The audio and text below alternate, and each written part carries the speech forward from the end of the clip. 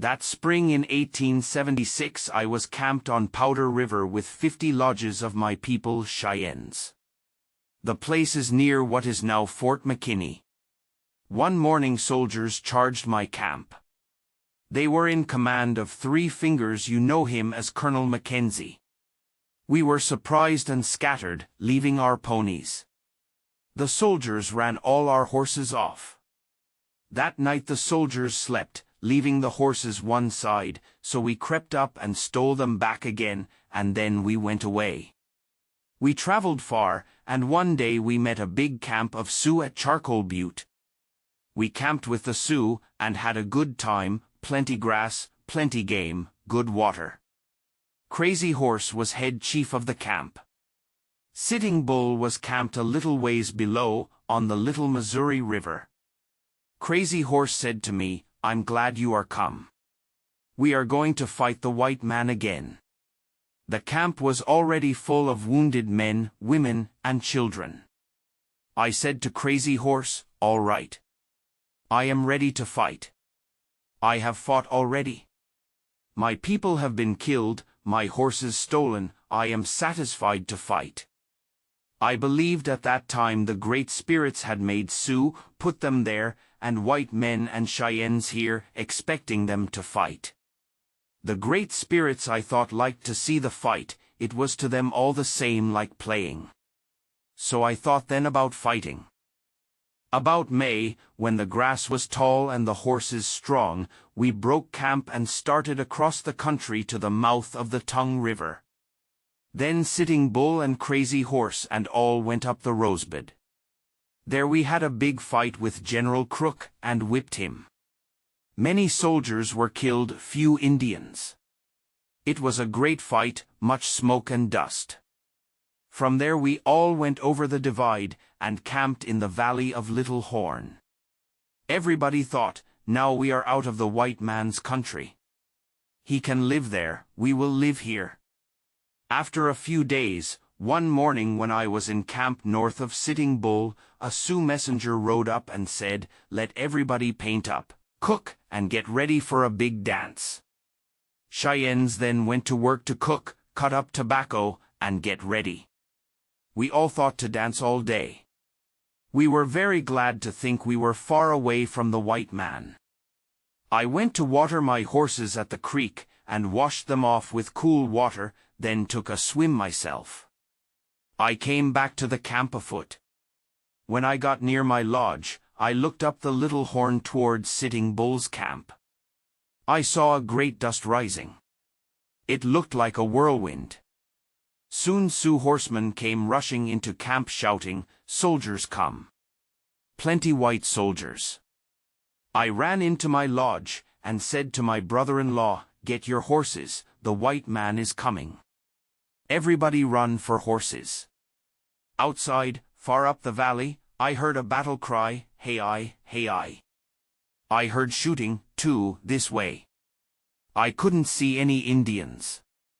Everybody was getting horses and saddles.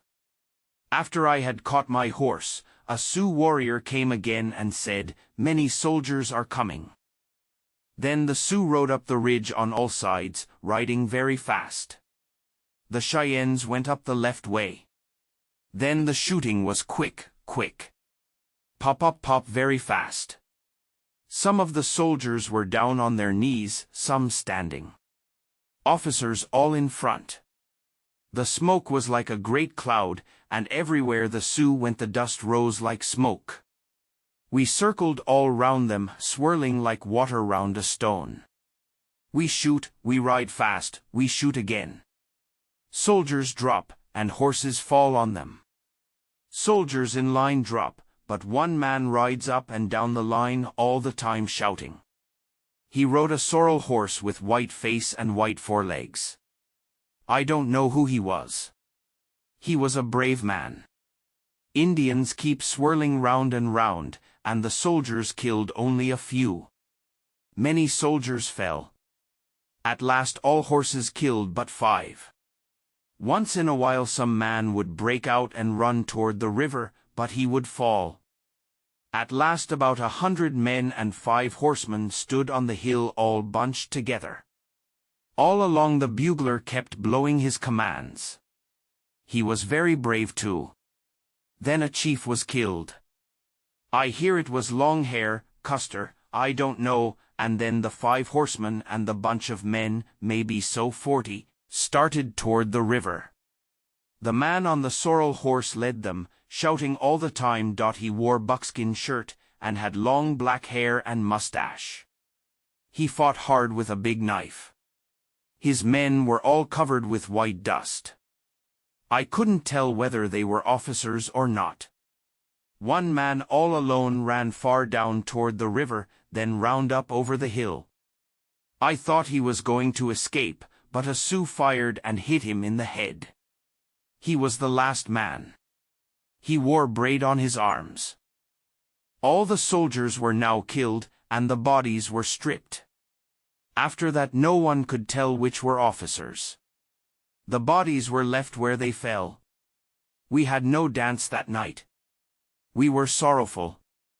Next day 4 Sioux chiefs and 2 Cheyennes and I, Two Moon, went upon the battlefield to count the dead. One man carried a little bundle of sticks. When we came to dead men, we took a little stick and gave it to another man, so we counted the dead. There were 388. There were 39 Sioux and 7 Cheyennes killed, and about 100 wounded. Some white soldiers were cut with knives, to make sure they were dead, and the war women had mangled some. Most of them were left just where they fell. We came to the man with big mustache. He lay down the hill towards the river. The Indians did not take his buckskin shirt. The Sioux said, "That is a big chief. That is Long Hair." I don't know. I had never seen him. The man on the white-faced horse was the bravest man. That day as the sun was getting low our young men came up the Little Horn riding hard. Many white soldiers were coming in a big boat, and when we looked we could see the smoke rising. I called my people together, and we hurried up the Little Horn into Rotten Grass Valley. We camped there 3 days, and then rode swiftly back over our old trail to the east. Sitting Bull went back into the Rosebud and down the Yellowstone and away to the north. I did not see him again.